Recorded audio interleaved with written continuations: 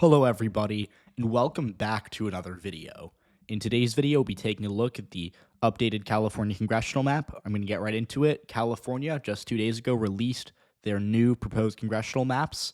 This is, of course, in response to Texas Republicans redrawing their maps in the middle of the decade. Gavin Newsom and Democrats in California are arguing that they now have the right to nullify what has happened down in the Lone Star State by drawing themselves 5 new congressional districts they'd be favored potentially to win in.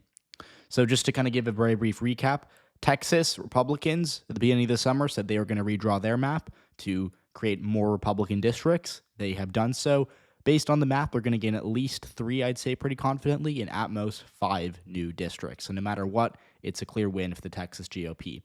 Like I said, Gavin Newsom and company were not particularly happy about this, and Gavin Newsom, who likely has his eyes on the 2028 presidential race, wants to stand up to Trump and maybe give Democratic voters and the Democratic base across the country some hope, and maybe portray himself as a fighter. So he and his Democrats in California have drawn a proposed new map. Now, unlike in Texas, the map cannot, after a vote in the legislature, immediately go into effect, right? Texas is easier because Republicans control the legislature, majority vote. They can just pass the map on their own without, talking to the voters or anything. California's a little trickier as they do have an established independent redistricting commission, but the problem with that, or I shouldn't say the problem, but potentially the obstacle with that Democrats are hopping over is that it is not an independent mid-decade redistricting commission. So if Democrats can get this map on the ballot for November 2025, hold an election, and win the support of the majority of voters to put these new maps forward,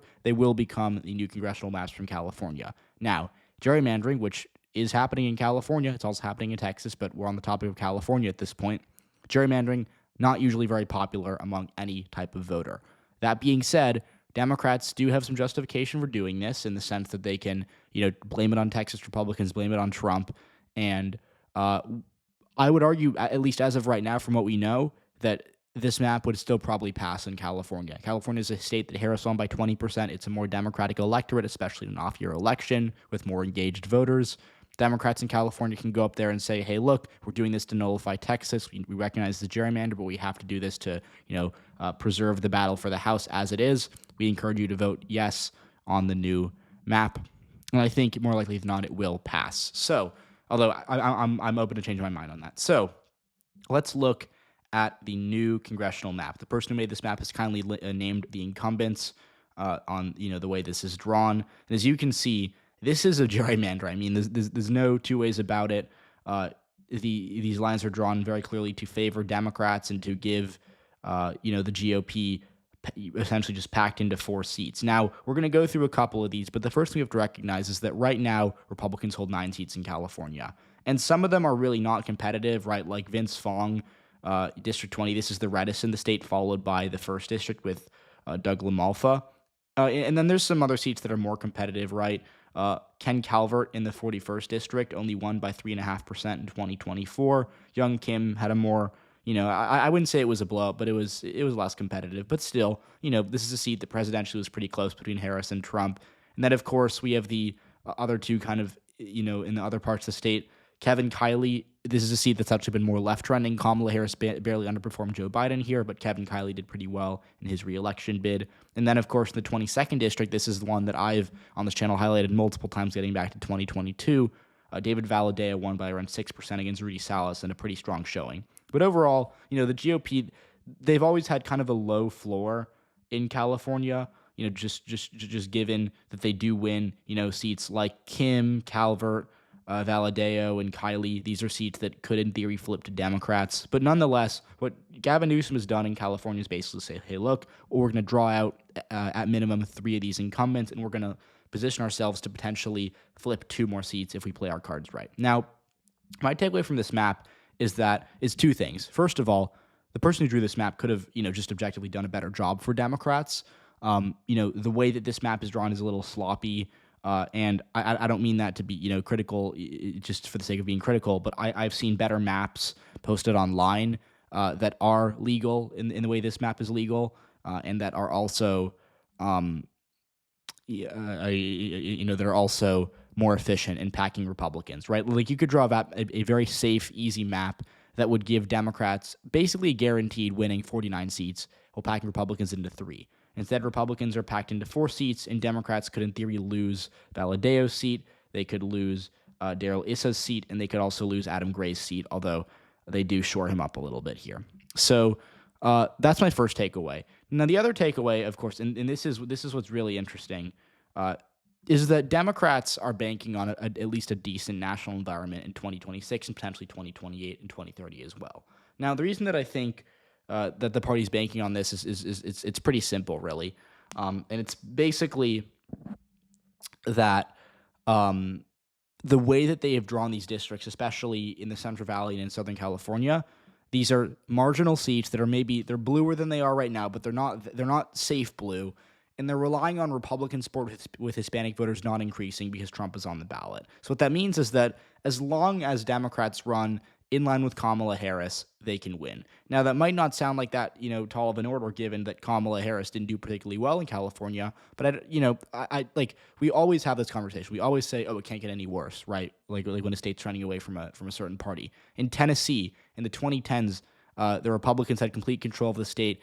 They decided to not draw Democrats out of Nashville because they thought, oh, well, Barack Obama, he did so bad in rural areas. Democrats can't do any worse in rural Tennessee, so we're just going to play it safe. Barack Obama 2008 did really well in rural Tennessee compared to Joe Biden or Kamala Harris. So it can get worse, and Democrats should be really wary of that.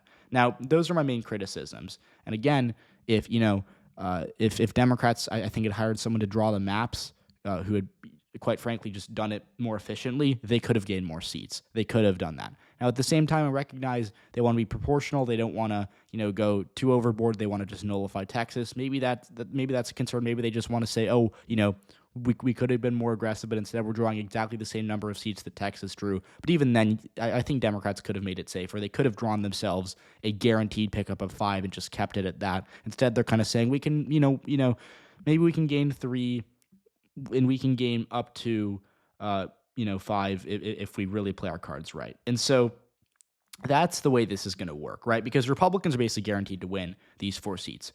Vince Vaughn, Tom McClintock, Jay Obernolte, and one of Ken Calvert and Young Kim, they're going to be in Congress. So Republicans are going to have 4 seats. The question is, can Democrats get up to the 5 seats that they might lose in Texas? So I'm not going to go through that. I'm not going to look at what we're dealing with here. So the first thing you'll notice is, and this is really interesting, is that in the Sacramento area, Democrats took in a lot of red turf, right? Doug LaMalfa got sent to the chopping block. This is a seat in Northern California that goes kind of from Redding to I believe Chico down here. So these are light red areas coupled in with deep red rural areas that produce a pretty Republican-leaning district overall. But it's not super populous, and it's pretty easy to crack. So what Democrats have done is they've taken this is a really disgusting district. They've gone from Marin County, which is deep blue. This is, I think, one of the bluest counties in the Bay Area. They've taken Marin County. They've gone all the way up to Redding, to Mount Shasta, up to the Nevada border. So Marin County will likely be repped. Jared Huffman is likely going to rep Marin County as well as communities on the border of Nevada, which are deep red. And if we isolate this district, we can see this is a seat that Democrats have drawn to kind of take away Republican turf from this area. You can look Marin County down here, deep blue, in the same district as these red rural areas out in these areas over here. And then the reason the Democrats did this is that they can flip LaMalfa's seats. What they've done is they've drawn out LaMalfa, who like I said, he represented a seat that took Chico and Butte County, which is more populous. These are light red to deep red areas over here. And then you draw them in, as you can see, I'm going to make this easier. And then you draw them in with Santa Barbara, which is deep blue, and with some other blue areas over here, kind of in Northern California. And bam, what you're looking at, and we can, put on, let's see, can we put on 2024 Harris? No, we can't. We can put on the 2022 Senate election, which was bipartisanship pretty similar. We're looking at a seat that in 2022, the Democratic Party won, let's see, by 11%, right? So this is a seat that realistically, in given congressional Democrats tend to outperform, this is a seat that Democrats should flip. And so that's one example. And then to kind of compensate for that, Democrats like Ami Bera, they had to kind of take in more red turf. So you get lighter blue seats here, but these are still Democratic incumbents who should probably hold on.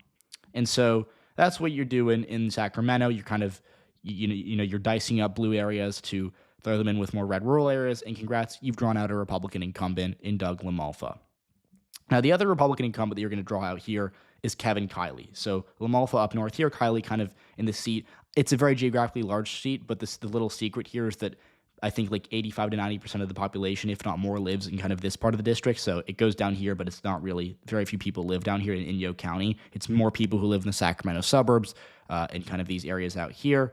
And it also does take in Lake Tahoe, obviously. But what you're seeing here, same thing with Kevin Kiley. He also gets axed because what you're doing is you are, hold on, let's see. Yeah, is you are taking in these red areas kind of outside of Sacramento, and you are drawing them in with literally parts of downtown Sacramento, which are obviously deep blue. And so that's going to be good enough to create a district that would have voted for Kamala Harris by around 10% and voted for not Adam Schiff, but I think the Democratic Senate candidate Alex Padilla, or I think Padilla by around 9%. So overall, congrats. That's how you draw out another Republican incumbent. And Kevin Kiley is going to run for re-election. He might have a small chance, but even then, he'd still probably lose. So, and then you can go to the Central Valley, right? It's Adam Gray here in the 13th district. What they do is they cut out the southern part of his seat, and they instead draw in more Democratic areas up north, right? Like if you look at what they do, they literally grab, it's like a tentacle. What they do is they grab the city of Stockton, which is deep blue, and they draw it in with the Central Valley to kind of keep it nice and, nice and blue. Adam Gray won a seat that Trump won by 5%, so he won a Trump plus 5 district. He's now in a Harris plus 2 district, I think. So Adam Gray gets shored up. His re-election bid will be a bit easier now. And then David Valadao gets drawn into a seat that would have voted for Alex Padilla by, let's see, I think around 4%. By around 7%. So he's in a Padilla plus 7 seat, but of course this is a seat that did vote for Trump. I know this by I read about these districts. But this is a seat that would have voted for Trump by around 1% in 2024. So I think it was within 1% either way. And so overall, what you're doing is you are getting another district that is very, very close, but that could stay Republican hands. Now, Democrats are betting on winning this seat because this is the 5th seat that they'd win if they were able to flip the other 4 seats, right?